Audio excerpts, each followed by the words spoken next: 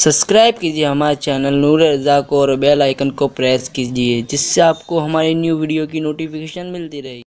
लेकिन मैं आपसे अर्ज करना चाहता हूं कि आपको नहीं पता है कि नमाज की अहमियत क्या है। मेरे आका सल्लल्लाहु अलैहि वसल्लम ने फरमाया कि जिसने सिर्फ एक वक्त की नमाज जानबूझकर छोड़ दी, जानबूझकर एक वक्त की नमाज जिसने छोड़ दी, गोया के उसने सारी दुनिया के इंसानों को कत्ल कर दिया। सारी दुनिया के इंसान के कातिल को जो अजाब मिलेगा, अपने माँ बाप के कातिल को जो अजाब मिलेगा, जानबूझकर एक वक्त की नमाज छोड़ने वाले को वो अजाब दिया जाएगा। मेरी कौम को नहीं पता है। आप जानते हैं एक मर्तबा सैयदना फारूक आजम रदी अल्लाह ताला अन्हु, फारूक आजम रदी अल्लाह ताला अन्हु ने एक मर्तबा फजर की नमाज पढ़ाई और नमाज फजर पढ़ाने के बाद आपने देखा कि एक सहाबी, मशहूर सहाबी, वो जमात में मौजूद नहीं है, फजर की जमात में मौजूद नहीं है। तो उस वक्त तो अमीरुल मोमिनीन, गैजुल मुनाफिकीन, इमामुल मुजाहिदीन, जानशीर दुअम फारूक आजम रदी अल्लाह ताला अन्हु मस्जिद से फारिग होकर उस सहाबी के घर तशरीफ ले गए और वहां जाने के बाद सैयदना फारूक आजम रदी अल्लाह ताला अन्हु ने दस्तक दी। वो उठ करके आए तो मुसल्ले पर ही बैठे हुए थे। फारूक आजम ने पूछा कि आज फजर की नमाज तुमने क्यों तर्क कर दी और तुमसे फजर की नमाज क्यों छूट गई? तो उन्होंने कहा, अमीरुल मोमिनीन, आज मेरे दिल में ख्याल आया था कि मैं नफिल नमाज पढ़ूं। आज रात नफिल नमाज पढ़ने का मेरा दिल चाहता था। मैं आधी रात तक के नफिल पढ़ता रहा और नफिल पढ़ने के बाद फिर मैं सो गया। इस वजह से मेरी जमात छूट गई।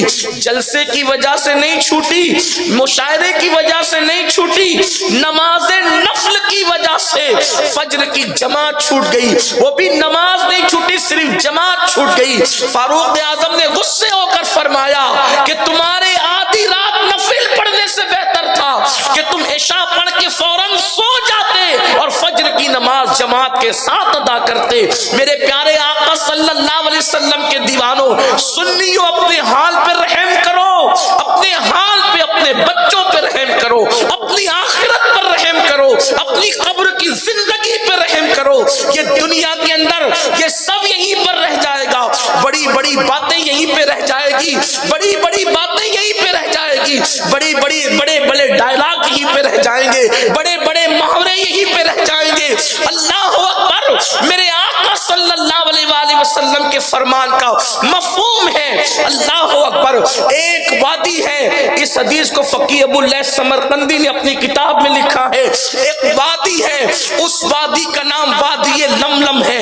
एक वादी, उसका नाम वादी लमलम है और उसमें इतनी गर्मी है, इतने अजाब है कि इतने अजाब पूरी जहन्नम में और जगह नहीं। सबसे ज्यादा अजाब वादी लमलम के अंदर है।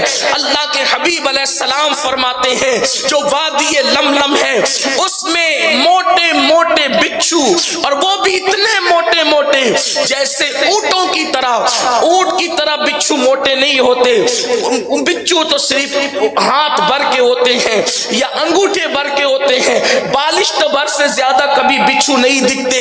लेकिन अल्लाह के हबीब गैब दा नबी सल्लल्लाहु अलैहि वसल्लम ने इरशाद फरमाया कि ऊंट की तरह, बुख्ती ऊंट की तरह मोटे मोटे बिच्छू हैं और उनकी लंबाई 1 महीने की मुसाफत है।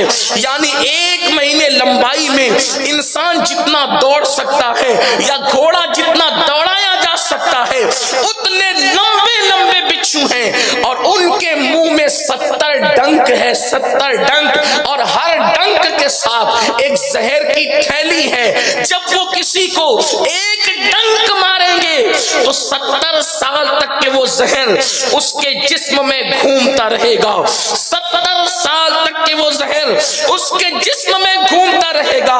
ये किसी जलसे के नाजिम की लफाजी नहीं, ये किसी खतीब की खिताबत नहीं, ये किसी मौलवी का कौल नहीं, ये किसी सियासी लीडर की गुफ्तगू नहीं, ये उस रसूल का फरमान है जिसने अपनी जिंदगी में अपनी मर्जी से, अपनी ख्वाहिश से कभी कलाम ही नहीं किया। बल्कि उस नबी की आदत करीमा तो ये थी कि जब तक अल्लाह की तरफ से हुक्म नहीं होता हुजूर कलाम ही नहीं करते, बल्कि ज़बान उनकी थी कलाम नाम खुदावंद कुद्दूस का था। वो नबी सच्चे सुच्चे नबी इरशाद फरमाते हैं कि वो जहन्नम के बिच्छू के मुंह में 70 डंक है, उसमें एक एक डंक में जहर की थैली है। एक डंक मार दे 70 साल तक के जहर घूमता रहे, यहां से लेके वहां तक। बैठी हुई मेरी बहनें भी होगी, उनसे पूछता हूं कितना कमजोर जिस्म रखते हो। जिस्म की कमजोरी का आलम यह है कि जो जिस्म मच्छर का डंक बर्दाश्त नहीं कर सकता, जो जिस्म मक्खी का डंक बर्दाश्त नहीं कर सकता, जो जिस्म अगरबत्ती का चटका बर्दाश्त नहीं कर सकता, जो जिस्म सिगरेट का चटका बर्दाश्त नहीं कर सकता, वो जिस्म अल्लाह अकबर, वो जहन्नम की खौफनाक वादी सरकार ख्वाजा उस्मान हारूनी फरमाते हैं और उसको गरीब नवाज अपने कलम से लिखते हैं कि वादिये लमलम से एक दिन में 70,000 मर्तबा जहन्नम भी पनाह मांगता है। जहन्नम भी 70,000 मर्तबा उससे पनाह मांगता है। ये वादिये लमलम है। सहाबे किराम ने जब वादिये लमलम का जिक्र सुना, उसके बिच्छुओं का जिक्र सुना, सहाबा की आंखों में आंसू आ गए। सहाबा ने पूछा, या रसूल अल्लाह सल्लल्लाहु अलैहि वसल्लम, इस वादिये लमलम में अल्लाह किन को दाखिल फरमाएगा? मेरे आका ने फरमाया, जिसने जानबूझकर एक वक्त की नमाज तर्क की होगी, अल्लाह इस वादी लमलम में उनको दाखिल फरमाएगा। जिसके कहने पे अल्लाह को एक माना है, जिसके कहने पे अल्लाह को एक माना है, जिसके कहने पे कुरान को अल्लाह की किताब मानी है, उस रसूल का फरमान है, सुन्नियों अपने हाल पे रहम करो। नमाज को इतना आसान मत समझो छोड़ना, बल्कि आप ये कहते अरे हुजूर बख्शवा लेंगे हुजूर। अब मैं कोई तकरीर नहीं करना चाहता, सिर्फ जो मेरे दिल पे चोट लगी है बस वो बात करके बात खत्म करना चाहता। कोई मैं पेशावर, अल्लाह जानता मैं कोई पेशावर मुकर्रर नहीं कि मेरे लिए तकरीर करना जरूरी, आपने बुलाया तो कोई जरूरी नहीं है। ना मैं कमेटी वालों का पाबंद हूं, ना आपका पाबंद हूं। मैं अपने अल्लाह रसूल के कानून का पाबंद हूँ और आपको सच्ची बात कह के जाना चाहता हूँ। मैं तकरीर नहीं करूंगा, आज बात खत्म करूंगा। दिल की चोट आपके दरवाजे में दिल पे रख के चला जाना है। आप याद रखें, मैं उस गुनाह में शामिल नहीं होना चाहता कि फजर पढ़, जो नहीं पढ़ते उन्हें तो पढ़ना ही नहीं है, जो पढ़ते हैं वो भी अगर छोड़ दे, मैं उसमें शामिल नहीं होना चाहता। मैं आपके गुनाह को अपने साथ, मेरे अंदर इतनी ताकत नहीं, मैं अल्लाह का बहुत कमजोर बंदा हूं, मेरे अंदर इतनी ताकत नहीं, मेरे गुनाह का बोझ इतना है कि मैं उसको उठा नहीं पा रहा हूं। आपके गुनाह का बोझ मैं अपने सर पर क्यों लूं? इसलिए मैं आपसे कहना चाहता हूं, आप कहते हुजूर बख्शवाएंगे हमें, हुजूर बख्शवाएंगे आखिरत में। वल्लाह मेरा भी ईमान है कि हुजूर बख्शवाएंगे। बख्शवाएंगे किसे? उसको तो जरा मुंह तो देखो आईने में।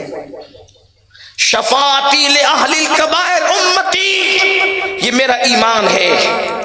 हुजूर का फरमान है कि मेरी शफात मेरी उम्मत के बड़े गुनहगारों के लिए है। बल्कि मेरे इमाम ने कहा, क्या ही ज़ौक़ अफ़ज़ा शफात है तुम्हारी, वाह वाह कर्ज लेती है गुनाह परहेज़गारी, वाह वाह। लेकिन हुजूर बख्शवाएंगे किसे? और याद रखना, जिसको हुजूर ना बख्शवाएं उसे जन्नत मिल ही नहीं सकती। मैं और आप क्या, मैं और आप क्या, खलीलुल्लाह को भी मेरे नबी की हाजत होगी। मेरे इमाम कहते हैं, वो जहन्नम में गया जो उनसे मुस्तगनी हुआ है, खलीलुल्लाह को हाजत रसूलुल्लाह। मुझे और आप ही को नहीं, इब्राहिम खलील को भी मेरे नबी की हाजत होगी। हम तो मस्जिदें बनाते हैं, इब्राहिम अलैहिस्सलाम ने तो काबा बनाया।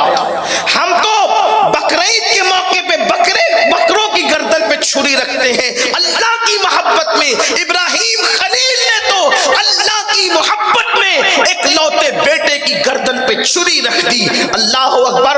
सुन्नियों गौर करो, जिसे खुदा ने खलील बनाया है उसको भी, उनको भी मेरे नबी की हाजत होगी। जब तक हुजूर की नजरे करम न हो वहां किसकी बिगड़ी नहीं बनेगी। हुजूर की नजरे करम जरूरी है। अब हम कहते हैं हुजूर हमें बख्शवाएंगे, हुजूर हमें माज़अल्लाह, क्या ये समझ रखा है? अगर मेरे जुमले तल्ख लगे तो माफ करना कि हमें बख्शवाना हुजूर पर कोई फर्ज और वाजिब है? ये समझ रखा है? जब तक हुजूर न बख्शवाए किसी को जन्नत नहीं मिलेगी। लेकिन अल्लाह के रसूल जो बख्शवाने वाले, क़यामत में सिर्फ एक ही सहारा, एक सहारा, क़यामत में एक ही सहारा है और वो हुजूर का सहारा। बेशक बेशक, सुभान अल्लाह। वहां तो अंबियाए किराम की कैफियत क्या होगी आपको हमें क्या पता है।